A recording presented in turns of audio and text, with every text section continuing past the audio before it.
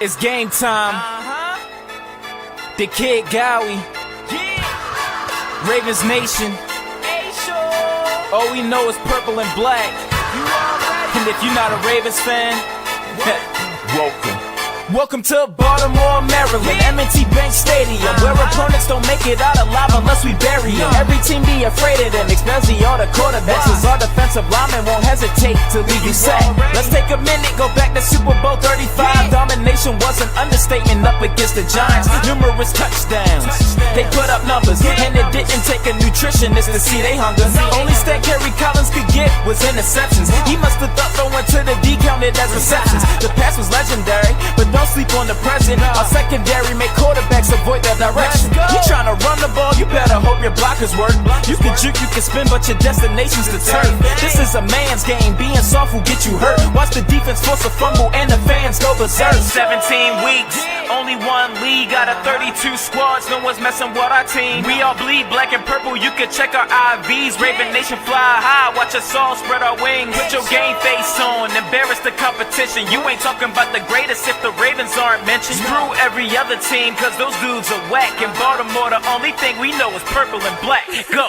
They always win when the championship's on the line. So if you hoping that they failed, then you really wasting your time. Go and ask the 49ers, I'm pretty sure they remember when they made a comeback, but weren't declared the winners. 2 rings down, but you know they won't stop now. If the opposing D's caught slipping, you know exactly how that goes. That's another deep connection for 6 points in the end zone. The stadium goes wacko as Ravens put in work. Pittsburgh Steelers, that still curtain is looking more like a skirt. So tell me who they say is gonna beat them Bengals. Who used to be the Browns until they relocated? Ravens, they are one of the greatest. There's simply no denying it. To beat them, bringing your A game's a requirement. With the youth of the team, I bet they still be dominant, even after the greatest linebacker's retirement. 17 weeks, only one league out of 32 squads. No one's messing with our team. We all bleed black and purple, you can check our IVs. Raven Nation fly high, watch us all spread our wings. Put your game face on, embarrass the competition. You ain't talking about the greatest if the Ravens aren't mentioned. Screw every other team, cause those dudes are whack. In Baltimore, the only thing we know is purple and black. Go!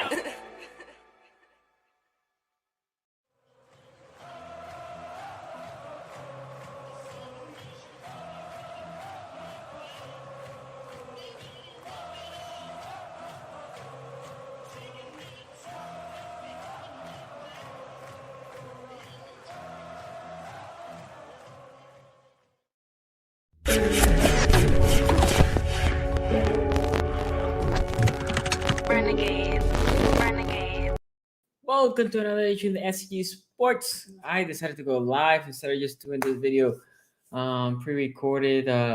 Take some of the frustration out.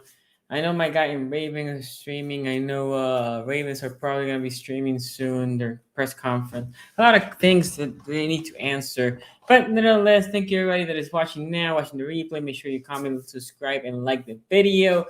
Let's talk about this game. The good, bad, and ugly. Man. I'm not gonna lie, I got my hopes up when Chuck Clark got that recovery, onside kick recovery. Look, shout out to you, Marcus. Thank you for joining. Let's talk about the good. Tyler Huntley. Tyler Huntley had a really, really strong game. Tyler Huntley played way better than I thought. Way better than I thought. So shout out to Tyler Huntley. In my good. The other thing, Devontae Freeman keeps running really well. I'm surprised this dude still runs as well as he runs. Has a lot of grit into it. I like him a lot, by the way. Didn't think this is the Tyler Huntley we're going to get. Latavius Murray is an out there thought at this point. He carried the ball the most. 13 carries, not a whole lot, but 64 yards. I'm okay with that. Another good, Mark effing Andrews. Wow. My guy. He's a beast. He's a beast. I'm going to say this. I'm not going to apologize for what I'm going to say now. Best tight end in football currently. Best tight end in football. Currently. Mark Andrews, hell of a game. The other guy that played really good also, Rashad Bateman. Hell of a game. Love him. Also am I good. And Marquise Brown, I will say this. Marquise had a really strong game as well. All of them am I good. The other one, I thought Entry Avery had a strong game. I thought Patrick Queen had a hell of a game. I thought Marabike had a really strong game, and the defensive line, for the most part, had a very strong game. When you get Nick Chubb, 59 yards to 17 carries, 3.5 yards per carry, I thought that was fantastic. I thought he had a really good game. Now, a lot of good. You would think, damn, Sonny, you're spreading the love. The love. The bad. Let's talk about some bad things that happened in this game. Man, I usually don't do this, but the officiating was very inconsistent. We got so many defensive pass interference for a while. Bateman got the OPI, which I thought it was horrible. So yeah, not a big fan of none of that. Oh, by the way, if you want to be in the show, please text. I just received a text. Hold on. Okay, remember, if you want to be in the show, just text. So I'll make sure when we take calls, we get the ball back. Okay. What was I saying? The bad. Oh, yes. So some of the bad, the O-line. Actually, no. The O-line goes in the ugly. So you see, I think this game is one of two things. A lot of good and a lot of ugly. Not necessarily that many bads. But the officiating is what I was going to say. The officiating was bad in this game. Overall, very bad officiating. And I think that's going to be it for my bad, because let's talk about some ugly. Ugly. Very, very ugly. Let me talk to you with the one that is fresher in my mind. Why? 4th and 6. A drag route. Not a slant, a drag route. Now, Huntley knows the play call. And I don't disagree with having a drag route there, because if all the other routes go deep and you just have Bateman going in the drag route, right? If it develops a little more, Huntley throws it in front of him and he might have space for a first down. So this is me not disagreeing with the play call necessarily, but Huntley needs to know 1 yard drag route will not get it done if I throw it high. If it was a slant, it's different. You might. Horrible. Ugly. Clock management. In that touchdown that eventually we get, I thought we were too slow. Ugly. Going for 2 points too early. Look, my wife asked me, like, oh, what? I said, like, well, they had to go for 2 points at some point. But in that moment, I was surprised. I want to know what is the difference, Coach Harbaugh. I legit, like, I'm trying to understand here, like, well, if they, no, there's no reason. Right. The only reason is you think if we get it, then we can go for 2 and win the game. But if you don't get it, now you're 2 possessions. Why? Okay, I don't get it. Let's talk about another ugly.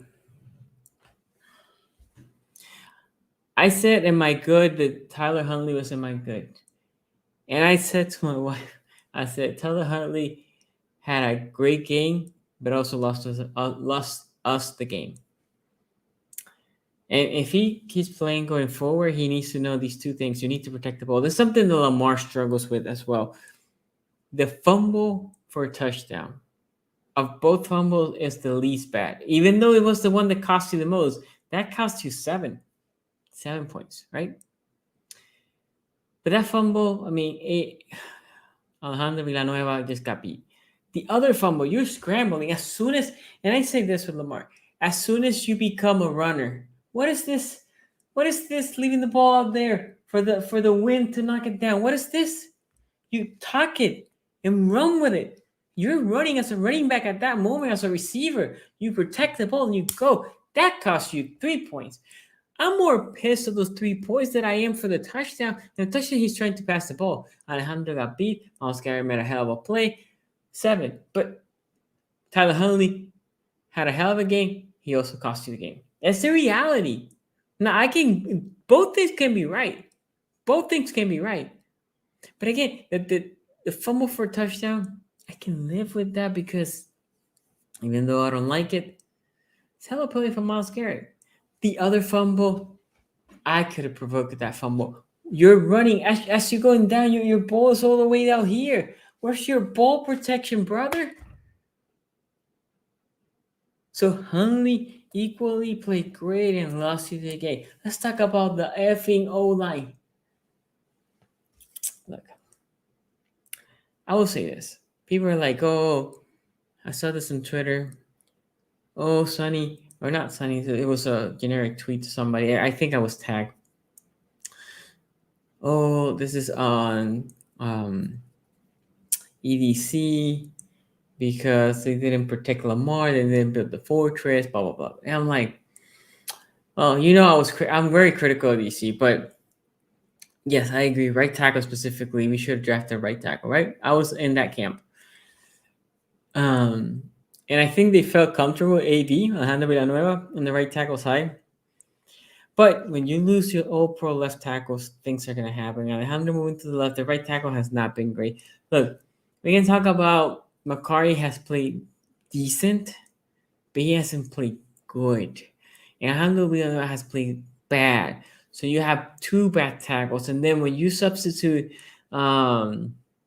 Macari for Phillips, he's been bad. So you had 2 bad tackles playing horrible against a team in Cleveland. That's their strength. Their edges, rushing through their edges, right? So definitely that's bad. But inside, I would say, has been playing fairly well. Think about Phillips there. I'm sorry, not Phillips. Think about Huntley there. Pressure really didn't come through the middle. Bozeman has been, shout out to him, playing strong. Siler playing strong. And Powers has been playing better. I criticize Powers. Powers has been playing better for 3 out of the 5. But the problem is both tackles have been playing best. What are you going to do? You're going to chip them both? Well, that takes half of the routes out, right? Yeah, not great. So, Thomas right tackle. No. Thomas ain't going to be playing right tackle. A lot of bad, ugly things happen in this game. The one thing, I hate more victories, but the team show fighting hard. When Lamar went down, I said, this team legit can go 0-13, 0-4, 0-5, whatever it was. And if they're going to play like this, like they played today, I can see them sneaking 1 or 2 games, which might be enough to make the playoffs. I don't think they're going to make a lot of noise in the playoffs, but sure. The other thing I would say is people criticize the coaching staff a lot. The coaching staff is like the one thing legitimate that the team, the fan base, loves to criticize. And to be honest, I cannot wait for them to get rid of Giro to see if what fans are saying is correct. I don't think so. I watched the old 22. I watched Lamar leaving plays there. See, the difference between Huntley and Lamar today is Huntley at the end did a lot of Lamar things, meaning he went and let me look down the field. No. Let's look into the intermediate low. Why? Not because you cannot throw down, right? It's because your O-line cannot hold for you to just throw it down. That is the biggest problem. Yes, you should always have a deep route in case the guy gets burned and you have an easy deep throw, right? But I said this in my last game against the Steelers, the Ravens against the Steelers, that Lamar, he knows there's a blitz coming. So what he thinks is, oh, I have one-on-one coverage. Oh, Hollywood route might burn this dude. Oh, if he burns the dude, it's a touchdown. All those things are true if happens. But you know what needs to be happen for that play to happen? Time. You need time to develop that play. You need time, which in a blitz you don't have. Plus this atrocious O line that we have, you definitely don't have time. So look at the underneath, the intermediate. That is the trick, right? Now the problem is in the underneath the intermediate. You know who lives there? Bateman and Duvernay. Andrew sometimes. And Lamar likes to throw to who? Hollywood and Andrews. Right? So those are running the deep routes. Or the deeper routes. So no, but I need Lamar to bring this ice down, which Hundley did. And when he was passing on the underneath, he was successful.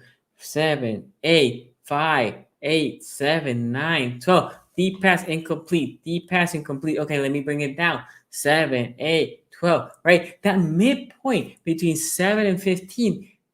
There's yards to be gained. Drag route, boom. Running back leaking in the wheel route, boom. That's what this team needs to do more. I love the up tempo, by the way. We need more up tempo. I thought the up tempo was tiring the defense. And Hundley, to his credit, but he decided to take off. Very limbo, very shifty, what is the word I want to use? Shifty. He was hard to tackle. Oh man, he was juking people. Anyway, he looked good running ball protection again. Needed to be done. This is a game that I was relaxed for the most of the game because I'm like, we're gonna lose. Then we made it a game, and when we got the ball, we attempted the deep pass. I'm like, okay, let's not act stupid. It's not like we had 5 seconds to go to win this game. Let's go back to the intermediate throws. No, let's go back to throwing deep. So if you want to criticize something with Giro, is he calls, in my opinion, too many deep passes with this O line. Harbaugh should be criticized for the 2-point conversion. Again, I'm not watching the press conference. I don't know what he's saying. And Wink had a good game. I will say this. Wink had a very strong game. In the case of Wink, my guy had we know Marlon, we don't know Peters, right? No Jimmy Smith. So I have Averett and Westry. Tavon Young was there in the slot. Westry went out for a little bit. You have Seminole.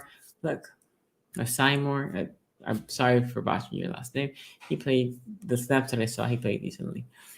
Stevens, man, you should have had that pick. We should have had 2 picks. That hurts as well.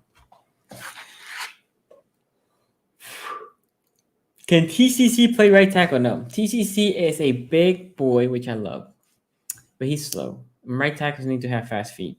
Thank you for the question, Anderson. Hopefully Lamar is not out for the season.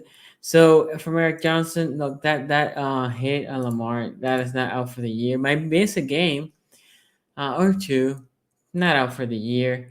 Look, guys, this is a game that hurts because we had the opportunity. We did have the opportunity. But overall, the team have fight, right? Which gives you a glimpse of hope.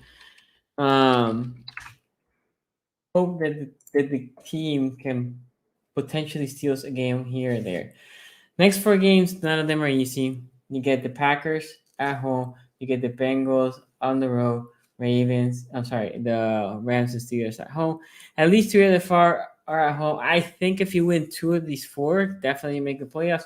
If you win 1, I think 10 for sure. 9, we don't know, because the problem that you have right now is if you look at the Ravens, I don't have it here, but if you look at the Ravens, the split with the AFC ain't great. It's not great. And then in the AFC North, you will lose the tiebreaker, right? Right now, you are what, 1-3, and so you can make it 3-3 potentially without Lamar with his O line. I don't see it, but 3-3 maybe. I know. I don't know how Stevens dropped that ball either, but he dropped it. He's a rookie, but he shouldn't drop that ball. But anyway, guys, fight was there. We'll see. Anyway, guys, thank you for joining the live stream. I'll put a preview against the Packers. This team is still alive. It's not dead. But they had to be almost, the players playing had to be almost perfect to win this game. So we'll see. Shout out to everybody that's been here. Tomorrow, AFC North Talk. I'll see you there. Until next time, peace out.